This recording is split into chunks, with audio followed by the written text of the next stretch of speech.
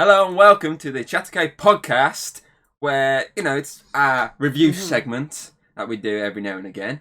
It was going to do a movie, but it's me, so I changed my mind last minute, as always. But instead we're going to actually review two trailers. Two, not one, two trailers. So we're going to split that. We're going to do one for so long, pause, and do the next one. But obviously we'll announce when the pause is, so you'll know, oh, they're about to pause now, and then blah, blah, blah, back on. So obviously... As always, I am the Dragon King, Thomas Hughes. So I wouldn't say the Dragon Prince. And I'm literally about to review that with Alex. So my mind was saying, say Prince. No, Tom, don't say Prince. It's King. Yes. I have Hayden, aka Licola from Fatal Error Studios. Hi. Replacing Mr. Zenith, but of many names. I killed him. He has way too many names. Like, way too many. Because he can't be asked to actually change his name physically. So he's just got so many fucking names that I get confused sometimes. And even he gets confused sometimes, so it's nice not actually having to try and remember all the fucking names he goes into. But anyway, so obviously, first trailer we looked at is something that dropped about a week ago, was it? Yeah, because it was just before me and Connor recorded the last podcast, if I remember correctly. Literally right before we recorded. Or the one before? I can't remember. It's 9 days ago, according to this. So... Not the last podcast, the podcast before, I think it was, with me and Connor. It dropped right before fucking Eve joined me, and I was just like screaming like a fangirl. And so we're going to obviously talk about the Obi-Wan Kenobi Disney Plus limited series that's going to come out at the end of March. End of May. Sorry, it's March now. End of May. I'm not with it. You're not. But, whew, this trailer. I mean, it's what? Minute 47 according to that. So I just don't have any words really. It's just that good of a fucking trailer. I mean, it starts you off giving you a bit of Obi-Wan, obviously narrating and whatnot. You're like, okay, I'm starting to go now. And then Duel of Fates hits and it's fucking it's the perfect addition. Like any for the nerds who've watched the prequels and that the only good thing about it was Duel of Fates. Obi-Wan Kenobi, the entire character of his character, and that song. It's that whole scene's fucking great, and the fact that they actually acknowledged it and used it in the trailer. They've literally only threw that in just to get the hype up even more. Oh yeah, because I mean, it could be used any fucking music, like any Star Wars music. And they clearly use that since it's the most popular. Probably also just to signify the fact that John Williams is doing the fucking score for this series. And that is just like an added bonus because Williams always does great Star Wars scores. Even if the Star Wars movie sucks, his score is always the best thing about it. And Duel of Fates, that whole sequence in Phantom Menace is probably one of the best things, which obviously this also teases at the end a bit of obviously Darth Vader with a his obviously voice, but obviously I was reading recently that apparently that there's rumours that wasn't originally meant to be Darth Vader in it. Darth Maul was apparently originally meant to be the villain, but they cut it in favour of Darth Vader, which kind of makes me go, okay, is that why Duel of Fates is in this trailer? Because they were going to go with Darth Vader, again? But then obviously they fucking went, they went Darth Maul, but they went Darth Vader in the end, which to be fair does bring a bit more stakes because.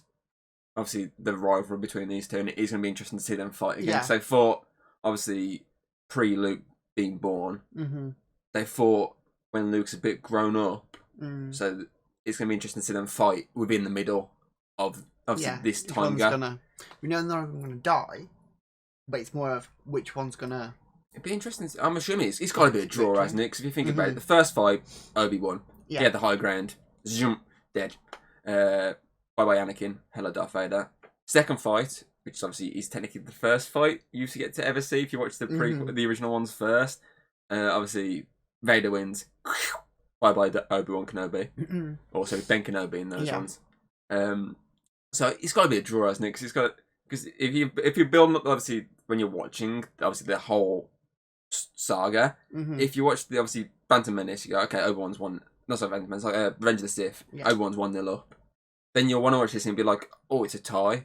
And then you'll watch the last one, obviously Darth Vader picks up the win. Or, technically speaking, Obi-Wan could sort of win. And it could be like, well, Darth Vader kind of sucks. Next time they see, no, Darth Vader's good. It makes Darth Vader look like... Obi-Wan was only reason why Darth Vader won is because Obi-Wan's now older and lets himself die just so Luke can get Luke out there can get out and see and get the fuel from the anger to fight back next time helps he him sees. become a Jedi. Even though the whole point of being a Jedi is no emotions, no anger. So I'm gonna make him. I'm gonna make him angry. But I mean, there's a lot within this trailer. I mean, you see the Grand Inquisitor for the first ever time in live action, which is a character that's in Star Wars Rebels. And obviously this time he's played by what's the fuck? The guy who played Hitman Agent 47 in the second film. I can't remember the guy's fucking name off the top of my noggin. He's been in quite a few stuff, to be fair. Is it some friend? Rupert Friend, I think his name is. He's been in quite a few things. But it's cool seeing that character come from animation to live action, because obviously that's something that Disney have been doing a lot with most recent things. Obviously, Ahsoka, she got dragged from obviously animation to live action.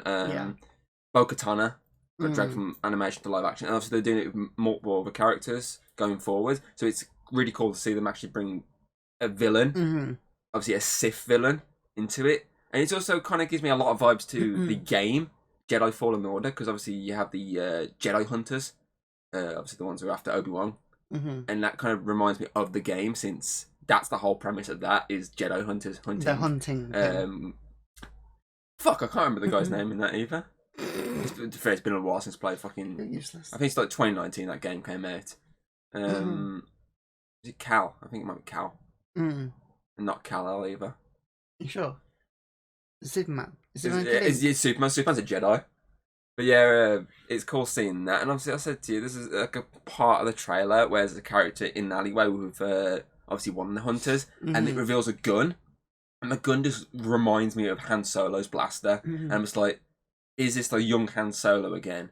Or is this a bit too early? Because I don't know the time difference between this and Solo, a Star Wars story. Because if the time difference isn't too much, then there's a good chance it is Solo. But if the time is a bit much, then it's going to be someone else just using a Solo type gun. And the only one I could say that I could think of would be Woody Harrelson's character who trained him.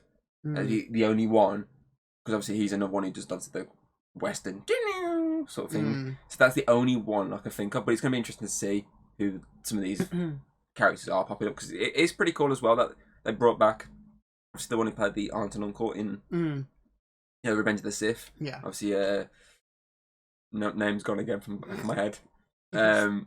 He's been in quite a few things over the years, but it's cool to see them actually go, okay, so we could have easily just recast. Because it's, many films, many TV shows have done that.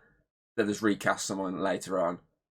But it's good that they actually brought him back into the universe and using the same one. Because, as you say, when you look at him, you go, oh shit, I remember him from the last, obviously, Obi-Wan entry. So it's cool to see them actually use him, since he's going to be a big part of the show, since, he's Luke's guardian.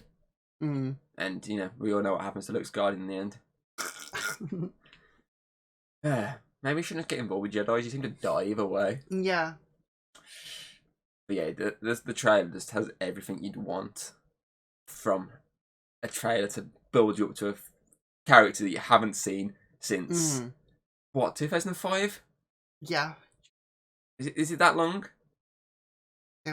It feels about 2005. I'm pretty certain we were still in primary school when that came out, wasn't it? I watched them in order of, like, the prequels, then the originals. So, definitely when I was young. Yeah, I feel like it was about 2005. If I'm wrong, correct me, but I'm pretty certain it was 2005.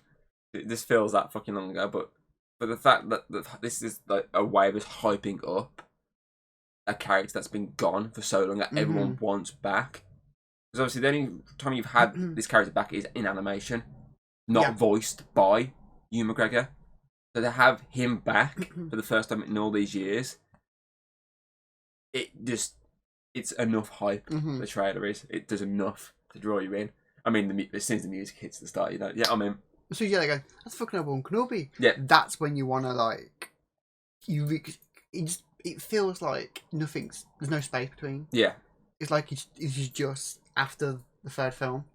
Yeah, because I mean, it's got to be what? You look at Couple of maybe years. 5-6 years, something Yeah, like because that. obviously you see Luke as a kid. Yeah, he was actually recast apparently. Mm. I read online that they had someone originally play him, but they didn't shoot anything with him, Mm-hmm. and they just recast him.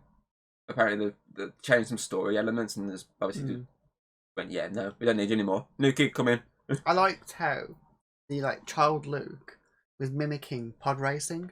Anakin, yeah. Nice little connection. That's quite good. It's definitely a good little shout out. Mm. But I like the little shot with the lightsaber as well, the spinning lightsaber. Yeah. Obviously, that was.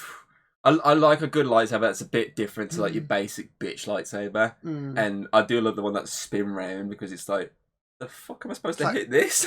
As shit as the sequels are, Kylo Ren's lightsaber is pretty cool. Yeah, his night fucking style lights. It's It's cool. It is. Yeah, I agree. I mean, the character's not the best. Yeah, the character's not the best, but the design is and his great. Lightsaber is good. But I'm definitely looking forward to this show. It's gonna be quite good. And I want to see if he still has his lightsaber or not.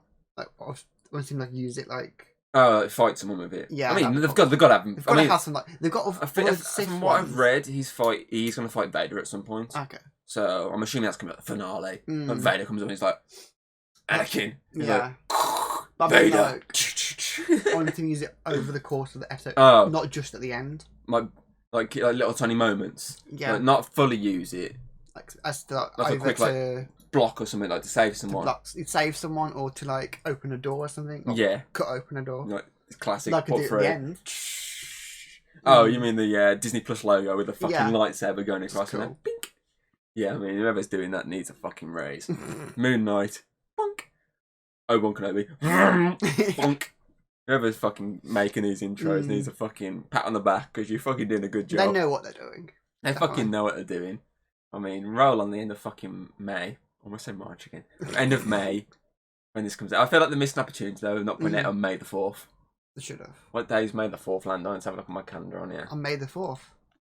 May the 4th lands on a Wednesday. Are you kidding me? They released TV shows on Wednesdays for Disney Plus.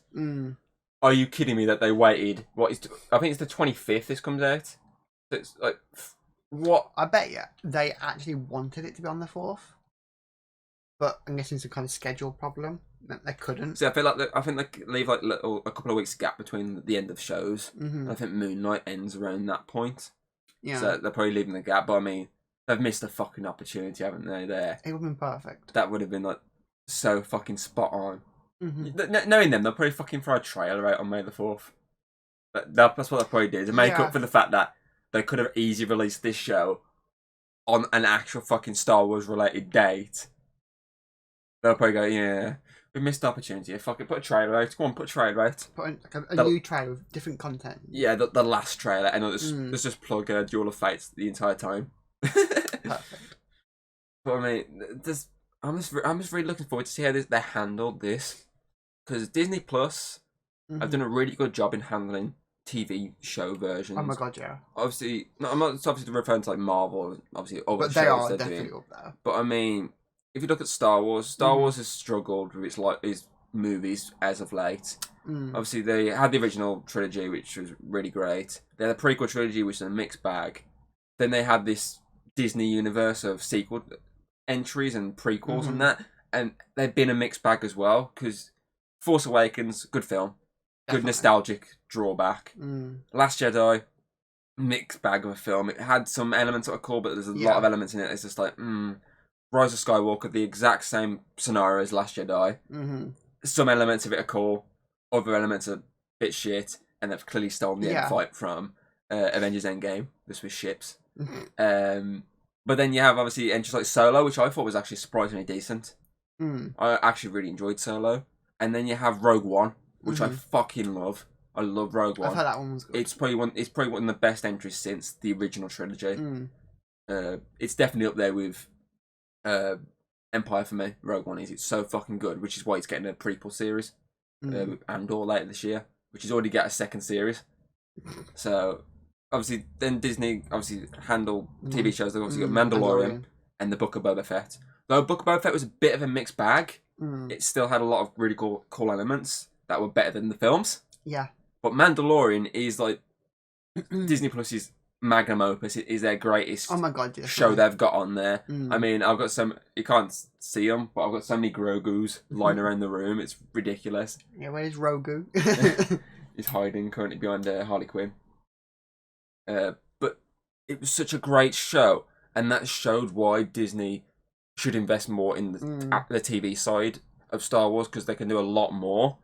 And I'm kind of hoping that Obi-Wan does get a second series. I know it's a limited series, but it'd be cool if they did a follow-up or brought him in somewhere else within the timeline. Because I mean, you got Hugh McGregor, you're not going to fucking waste him. I mean, DC fucking wasted him in Black Mask, put him in one film, killed him, bish bash bosh, he's gone. But he's got so much good energy beaming off him. And stories about they can do some of the Clone Wars style stories, like the whole Darth Maul they've got their own vendetta. He's got a whole vendetta against him, and so it's all part of the stories that we know in Clone Wars. It'd be nice to see in live action. Yeah, so obviously I know they dealt with it in Rebels when he was older. Yeah, so it'd be nice to see that as a live action point of view. But it would also be pretty cool. I feel like if they did some flashbacks within Ahsoka, maybe with them talking. Obviously, Anakin trained Ahsoka, so obviously it makes sense Anakin cameoing in that show in flashbacks. But it will also make sense for Obi-Wan maybe to cameo at some point, to meet her, because obviously that just makes sense. Because obviously all three of them know each other. Yeah, they've all spent time with each other during the Clone Wars. Obviously, they're gonna have some connection. It would be nice to see. Definitely. End of the day, don't fucking underuse Hugh McGregor. Bring him back more. We want more Obi-Wan Kenobi, because that trailer makes me want more Obi-Wan fucking Kenobi. And I think about it benefits from being a series. Yeah. Having episodes, you can tell a longer story, which more detailed. But I think a film probably would have budgeted it a bit, I think. Yeah, I feel like a film definitely would have budgeted. So I think I had this argument with someone recently, when talking about Mandalorian, when that eventually ends. I said it would be cool if that ended on a film. They built up all this story within the show, and then ended on a big film, like a 2.5 hour movie to finish off the just story. A really long episode. Yeah, basically.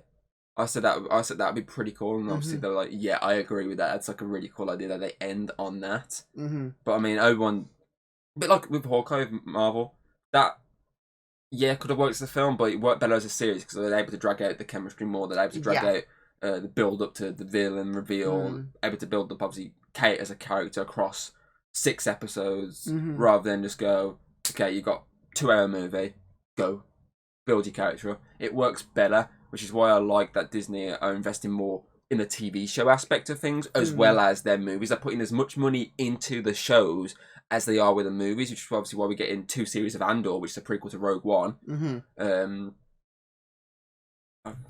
Obviously get another Mandalorian series. Obviously Ahsoka's getting her show. I think there's one more, I just can't remember off the top of my head. Obviously they're putting that much effort into the show aspect, while also still doing the movies, because obviously Taika Waititi's got a film that he's meant to be doing. What's her name? The one who directed Wonder Woman. Oh, Patty Jenkins, that's it. I actually remember the name for a change.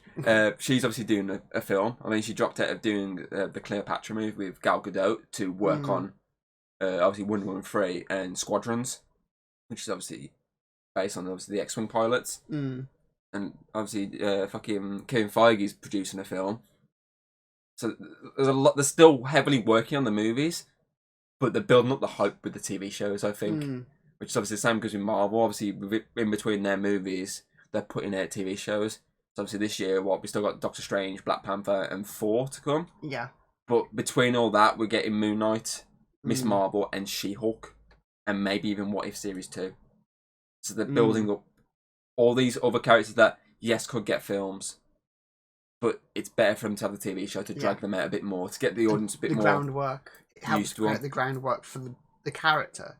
When they actually use them in the films, it doesn't feel as shoehorned in as it like in Iron Man 2, and just shove a Widow in, or in they should Hawkeye in 4. There wasn't much ground at work for them. Yeah, because it's like, who the fuck's this character? What's this character here?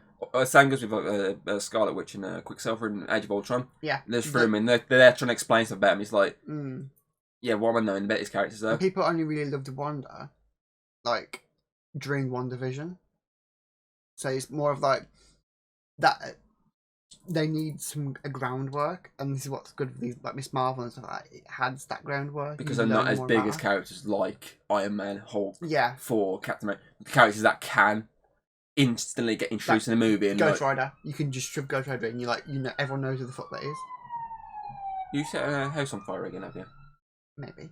But yeah, I agree with that. You can throw him in anyway, and everyone knows. But Moon Knight is not a well-known name as Ghost Rider, because obviously Ghost Rider had the Nicolas Cage films behind him. So Moon Knight's same with goes for like Defenders and their shows as well. It's there already. They needed the shows to build up that. Obviously, the same goes back with obviously Star Wars. Obviously, Ahsoka could. Yeah, she's been built up in the Clone Wars and whatnot over all these years. So yeah, she could easily be thrown into her own movie. Yeah, bish bash bosh. But it's good that she's getting the TV show to build the character up a bit more for people who haven't seen the animated shows, to build her up. And obviously Obi-Wan, his character's been built up across obviously 3 movies, 4 if you count obviously New Hope. So you just got, it's just started in there filling gaps, which is obviously what this show's going to do, and it just looks really fucking good. 100% looks good.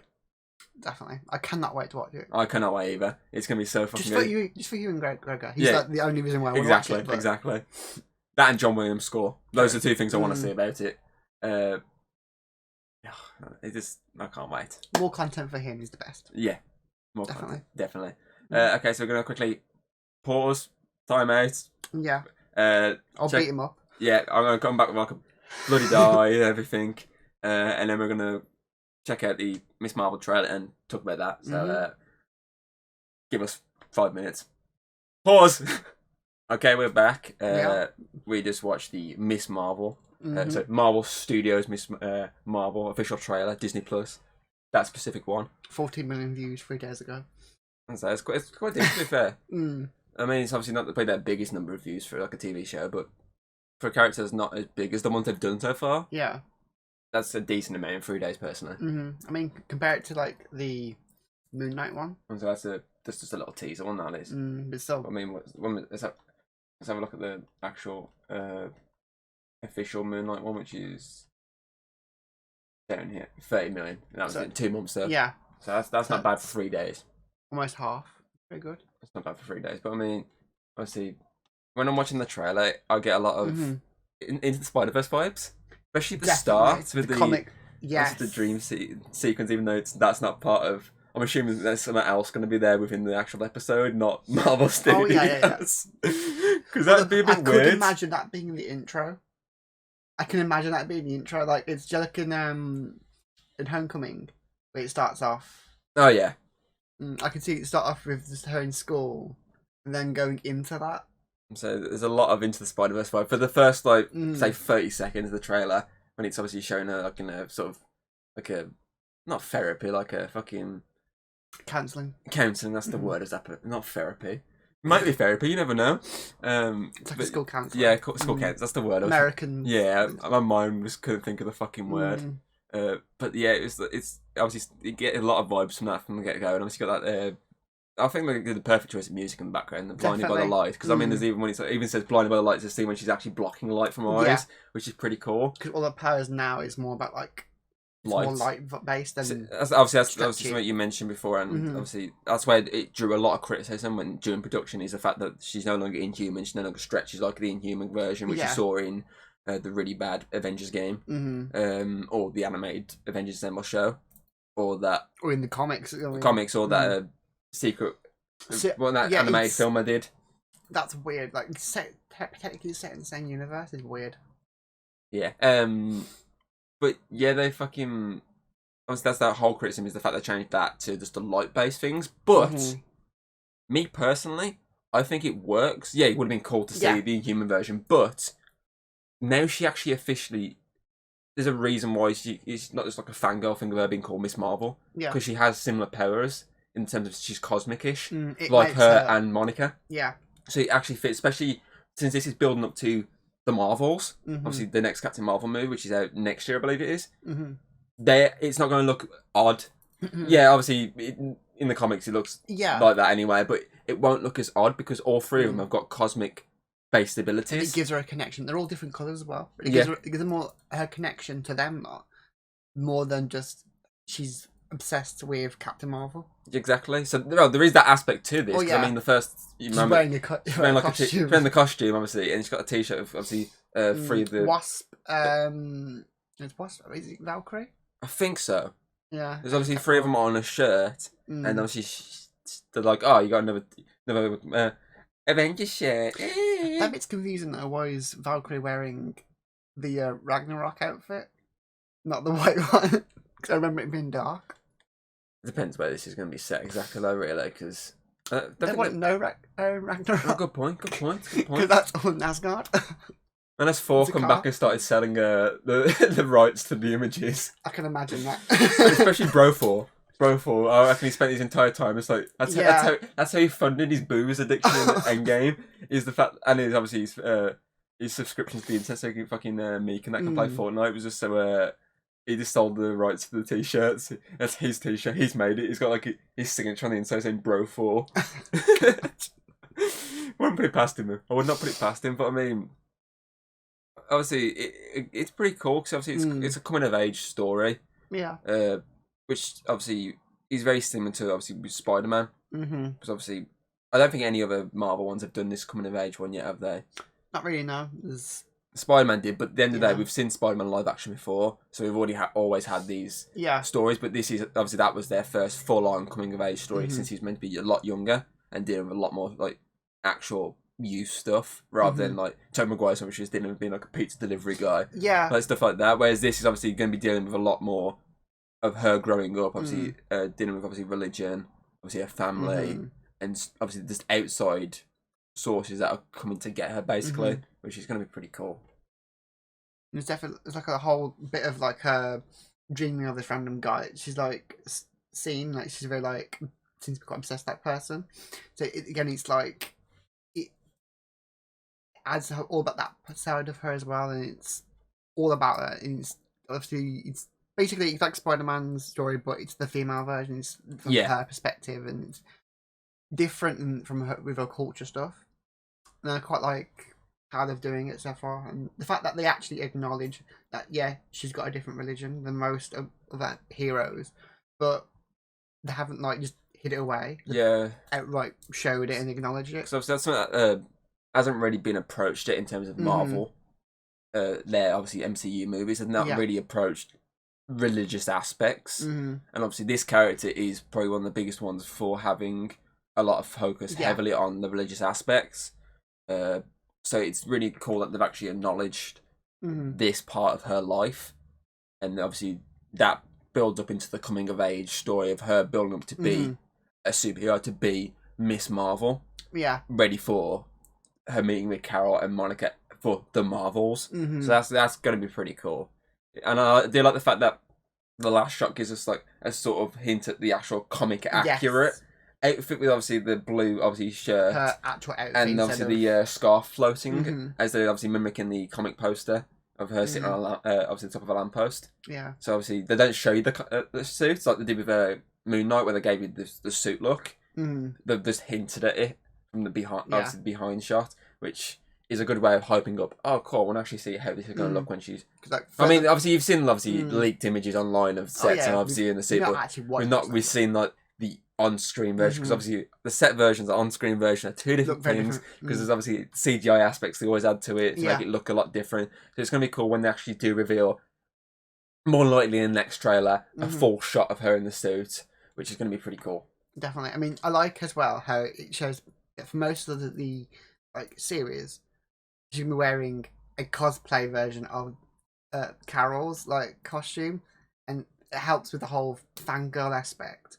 But it's also a nice little connection because like, well, she needs some kind of suit to wear, but we don't want to go straight into she gets the comic one. Let's do what they do in like the comics and have her look like Carol, the clothes, because they can't have her like shapeshift like she can in the comics. So the way they get around that is having her wear the costume. Remember, she goes around like shapeshift as Carol to try and feel like, oh, I'm like Captain Marvel now. So that's a way of doing that. That's quite cool.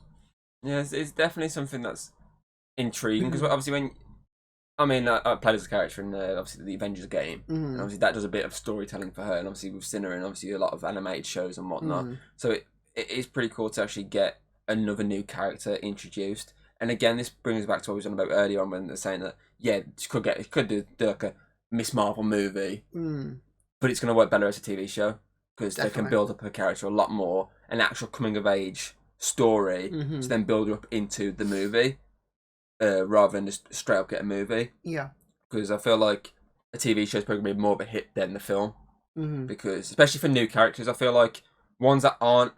Yeah, she's a big character, but ones that aren't like household names, I think they work better as a TV adaptation rather than a movie adaptation. And then, yeah, maybe down the line, she'll get a movie down the line, or like might even get another series down the line. But I feel like it's definitely a good idea as an origin for a non-household name to be a obviously series, because it could be that obviously you'll be sitting there, sitting there, TV remote in hand, blah blah blah. Oh, new Marvel series. No, I'll have a watch of that. Whereas if it's in cinema, it's just the idea of can I be asked to actually go there and watch it. Whereas this is at the palm of your hand. You're like, oh, I'll give the first episode a watch, and you're watching it like that's the thing. Oh, that's pretty cool. They can watch the first episode and be like, I didn't really like that. I'll go off. I really like that. I'll continue tomorrow. I haven't got time to watch all of them yet. I mean, like, with a series... It depends where you're going to watch it, because obviously Marvel tend to usually throw at least 2 episodes at once. And then you got the 2 episodes sort of build you up. I mean, WandaVision did. I don't think Falcon and the Winter Soldier did. I think that did 1. Because they're obviously long episodes. Yes. Hawkeye definitely did 2. And Loki did 1, didn't it? 1. Yeah, they I think Moon Knight, as far as I'm aware, is 1 episode. Might be 2. But I don't know about this. I'm assuming maybe. I feel like it just depends on the first episode. If the first episode ends in a way they can have a second one. I feel like WandaVision needed the 2 episodes since the first one's so drastically different to what the show is. And also, the show itself is the first.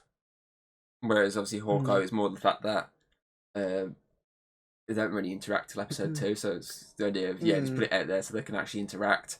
But it depends how this one works properly. But it's going to be interesting because obviously this is something that at first was meant to be last year. I think it was meant to come out last year, but then obviously then got delayed. Hawkeye was obviously the Christmas slot, and this is then got pushed to obviously June the 8th now. Because as far as I was aware as well, this was going to be the end of the year's one. As far as I was aware, She-Hulk was going to be first. But obviously they've switched it around and given Miss Marvel the first slot, and then She-Hulk's gone for the second one. So that's a bit of an interesting switch there, but because obviously I feel like it would have made sense Miss Marvel being the last one, just for the fact that it's going to build into the Captain Marvel film. Yeah. Because then it's the idea of we just finished watching this. Captain Marvel's like right here. I think that's like in February next year, or something stupid like that. So it would have been the idea of like, maybe this like having an end of the year run, finishes in January. It's a couple of weeks till Captain Marvel. Shit, I need to see what's going to happen next. But it just depends how they're going to actually work in She-Hulk, if there's anything that requires it to be where it needs to be in the year. Yeah, like something to do with, obviously, Banner and stuff, maybe, like... Let's wait and see what with that one. It is cool that we're getting, obviously, this one first. Obviously, it's going to be completely different to how She-Hulk is, because that's, like, 30-minute episodes, I think that is. But they're actually more episodes. It's, like, 10 episodes or something like that. It's probably one of like, the longest ones, because... It's more of a comedy, I think, from what I've read. It's obviously this one's going to, as I say, more of a coming of age story, which something that's like a big thing with a lot of Disney stuff. I mean, it's Disney's like go-to like storytelling is coming of age stories. Inside Out, Turning Red. I mean, all the Disney Channel like plus movies are literally coming of age stories. Exactly. All of them. Like their big like thing, and obviously this stuff's. Technically speaking, if you think about it, Spider-Man is technically Sony's.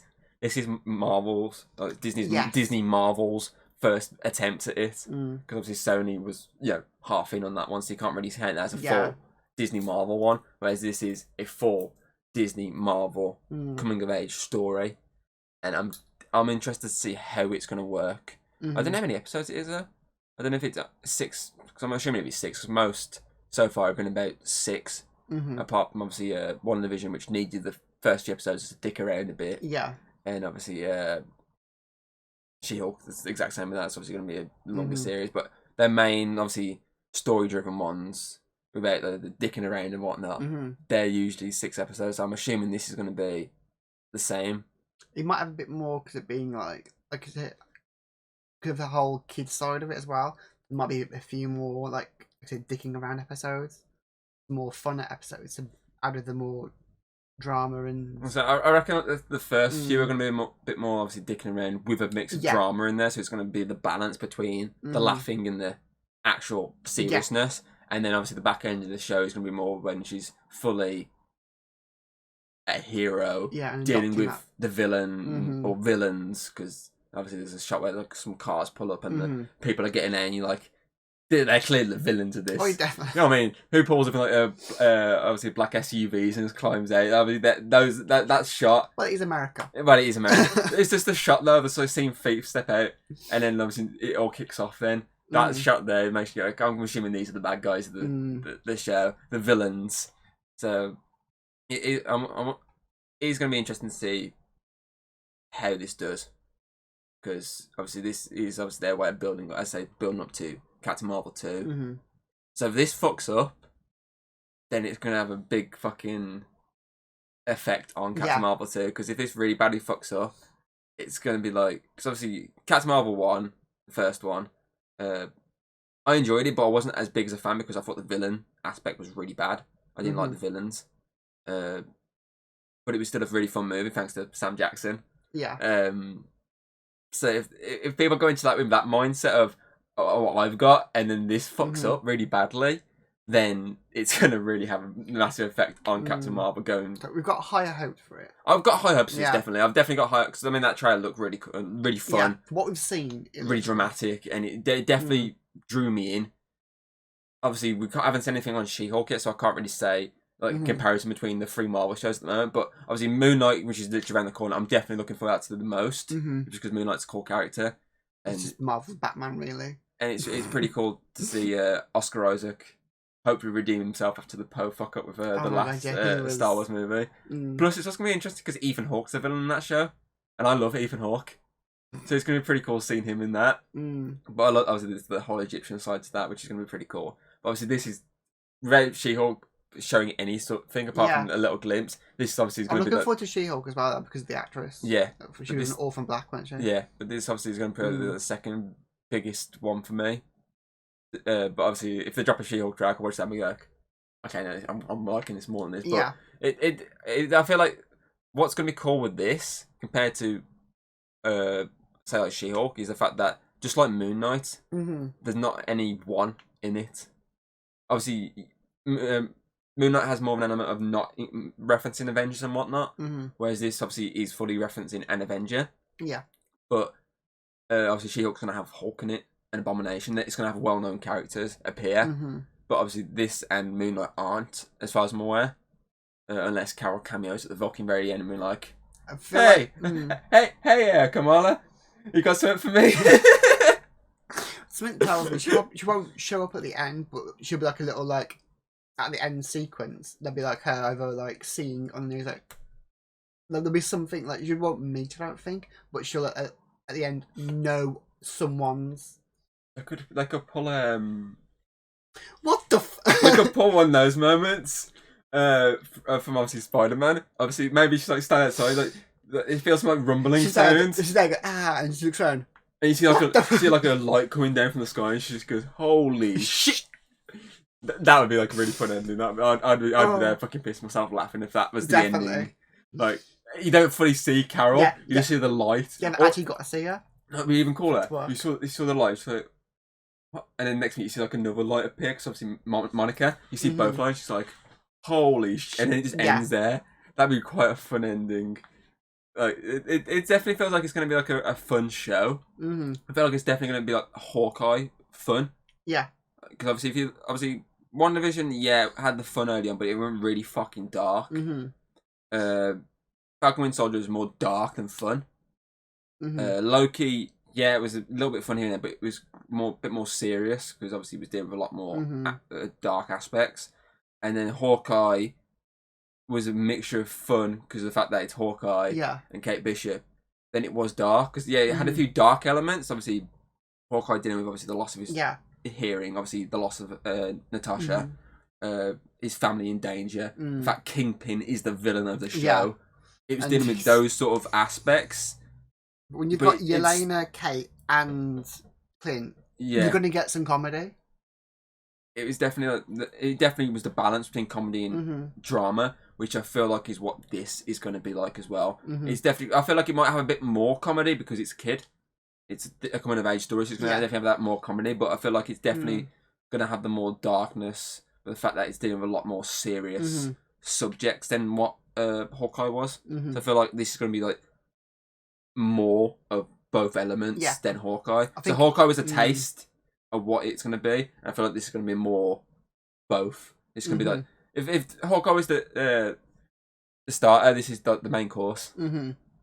How I see it is like the first like few episodes might feel like a normal Disney like film, like they just watch like a Disney Channel Plus film. That wow, is like a couple of elements maybe here and there, quite that are quite cool looking, and then it starts to become more adult and more like coming of age, fully coming to the sense of being a hero. I think the tone will shift as it evolves, as the character evolves throughout the tunnels. I feel like obviously they have the element of the darkness early on mixed in, because obviously as you say, he's got to be dealing with obviously the religious aspects. He's got to be dealing with obviously her dealing with obviously school life and that's the parents as well. Parent, so he's going to have that aspect early on, so the more serious aspect on top of the goofy comedy.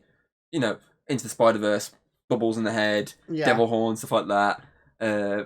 And then, as you say, as it goes along for the episodes, it starts shifting more. The comedy becomes like any Marvel thing, a little back burner. Yeah, it's still there quite a bit, but it's not there as much as most, like, say, comedies would be. It's more of the serious nature. I definitely agree that it's going to start shifting as it goes along into more of a serious show with a bit of comedy sprinkled here and there, like Marvel in general. So I definitely agree with that statement there. Yeah. I can't wait to watch it. It's definitely going to be something to watch. Definitely. Yeah, we're good on time, so we can... I feel like we've spoken enough. We gave both the 20-minute run. And one question. Yeah? Which one are you preferring to watch more? Obi-Wan Kenobi or Miss Marvel? So I love the look of both. Difficult. They both look really fucking good. And I do definitely want to see Kamala get her live action incarnation, but it's fucking Obi-Wan Kenobi. It's really hard, like Ewan McGregor, but I've always liked the characters of like Captain Marvel and Miss Marvel and their like whole aspect. And it's difficult. So I'm gonna say both. To draw for me. I'm chicking out. You're chicking out. You're chicking out. I'm not chicking out. I'm saying Obi-Wan because it's fucking Obi-Wan Kenobi. It's a difficult one, especially when both look so good. I feel like if the Miss Marvel trailer didn't look as good, then it would be the idea of definitely Obi-Wan because it definitely looks really good in the trailer. But for the fact that both look good, I agree it's difficult to try and judge. I've always preferred Marvel to Star Wars, but the only good part that I loved to Star Wars was Obi-Wan Kenobi. So that's why it's difficult. I feel like for the fact that I obviously grew up a lot more with... So if you think about MCU versus Star Wars, the universe of Star Wars is always connected. I've always grew up more with Star Wars, going up for these until I got to my obviously secondary school years when I became more Marvel, for the fact that Star Wars had basically hadn't been releasing anything. It was one more Iron Man 4 and stuff. That era of me is fully Marvel. From Iron Man 2008 onwards, it's full Marvel. Whereas obviously from like early 2000s to like 2008, obviously up to that point, it was more Star Wars. So obviously I grew up more with them. Plus, I know more people. I was heavily into Star Wars, so I've always got that constant like talking like back and forth as they work. There's like this whole back and forth. Me and this guy were obviously in the office together, and he loves Star Wars, and we're always constantly talking Star Wars.